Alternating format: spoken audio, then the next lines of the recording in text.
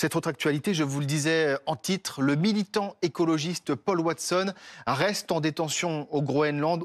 Ce sera au moins jusqu'au 13 novembre, puisque la 4e audience depuis son arrestation en juillet se tenait aujourd'hui.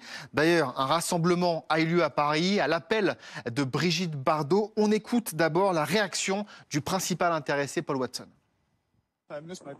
Ma famille me manque beaucoup et vous savez, il n'y a pas de surprise. Le Japon obtient ce qu'il veut. Il s'agit d'une entreprise criminelle qui utilise le système judiciaire danois pour arriver à ses fins.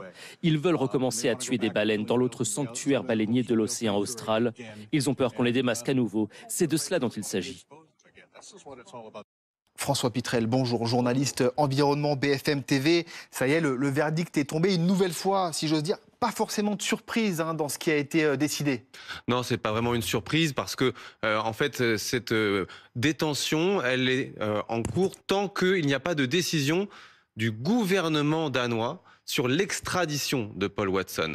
C'est-à-dire qu'on attend de savoir si les autorités danoises acceptent les demandes japonaises et donc de le faire partir au Japon, ce que lui craint énormément Paul Watson parce qu'il risque 15 ans de prison là-bas pour des faits de vandalisme et des blessures sur un pêcheur en 2010 en plein milieu de l'océan Pacifique. Et alors François, on en parlait hors antenne. C'est vrai que les autorités japonaises craignent en fait que Paul Watson disparaisse à nouveau s'il est extradé, c'est ça? C'est une des raisons pour lesquelles cette détention provisoire est extrêmement longue, c'est qu'il y a un précédent. Et en 2012, il était en Allemagne, déjà poursuivi pour les mêmes raisons par le Japon, et qui avait donc mandaté une notice rouge d'Interpol.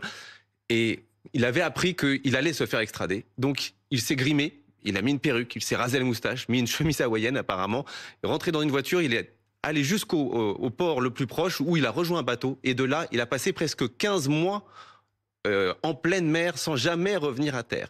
Donc ce précédent fait sûrement craindre aux autorités danoises qu'il pourrait de nouveau repartir dans la nature si jamais il n'était plus en détention. François, on l'a dit hier, il a demandé, Paul Watson, l'asile politique à Emmanuel Macron.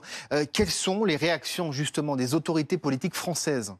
Alors, il y a un soutien qui n'est pas encore totalement officiel, mais l'entourage du président de la République dit que le président suit personnellement et de près cette situation. Il y a des demandes qui sont faites auprès des autorités danoises pour justement ne pas engager des procédures qui permettraient de l'extrader vers le Japon.